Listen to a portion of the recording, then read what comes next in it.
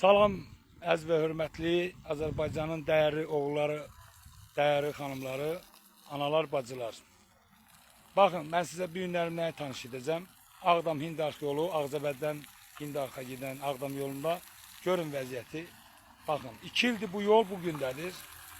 Bu yolun Ali Başkomandandan necə deyərlər, vəsait ayrılıb bu yolu düzəlməsi üçün 2 ildir bu pulu, bu varı dövləti mənimsəyənlər, cənab prezident, baxın. Görün, buranın icra başçısı, Ağcabədinin icra başçısı bu yolun təsərrüfatını, bu yol təsərrüfatını necə deyərlər, bu insanların göstərdiyi qayğı budur. Nə bilim, çalışdığı yol budur. Ha, baxın, maşınlar gedir. Bunların hər birinin maşının ayağının necə deyərlər, baxın. Bu belə şey mi olar? Baxın. İnsanlar bunu suluyur ki, burada toz olmasın. Yani ki, obyektləri toza batmasın. Belə şey mi olar? Ali Başkomandan. And olsun Allah'a ki, bunlar bu pulları basıp yeyirlər. Milləti incidirlər. Cənab prezident, millətə xidmət etmirlər.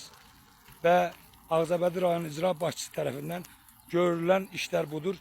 2 ildir bu yol bu gündədir. Hindarx Ağdam yolu, bax, göstərirəm sizə, cənab Ali Başkomandan. Sizə birbaşa məlumat verirəm, siqnal verirəm. Bax, dediyiniz tapşırığa əsasən biz də bu işlərlə məşğuluq. Ki, harda haqsızlıq var, çəkək, sizə məlumat ötürək. Bax, insanlar bir maşını bu cür yavaş sürətlə sürür. Baxın, yük daşıyan qardaşımız görün hansı əzabla yükünü daşıyır. Baxın, belə şey mi olur? Rahat-rahat gedib gəlməkdənsə insanlar burada çox böyük əziyyət çəkir. Xahiş edirəm bu barədə özünüz şəxsən ölçü götürəsiniz. Çünki icra başçısı dinləmir. Əgər dinləsəydi 2 ildə bu vəziyyət bu gündə olmazdı. Var olun, sağ olun, əziz və hörmətli izləyicilər.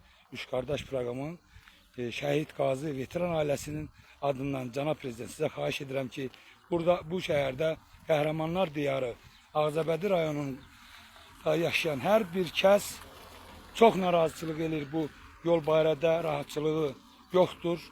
Allah sizi qorusun.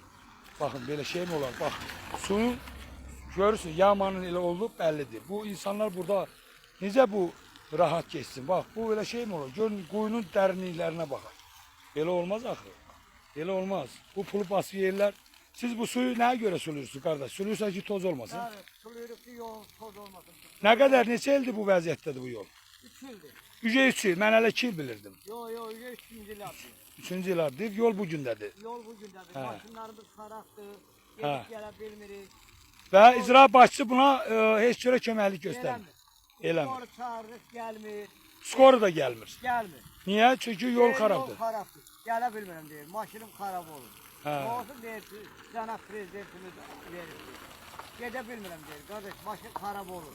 Hansız deyir, onu kim deyir? Səhiyyə Nazirinin əməkdaşları deyir. Bəli. Və skoruda çalışanlar bu sözü sizə deyir, elə mi? Hə, Hə, onun haqqında da ölçü götürmək nazirin məsələsidir. Onu da o ölçünü götürər.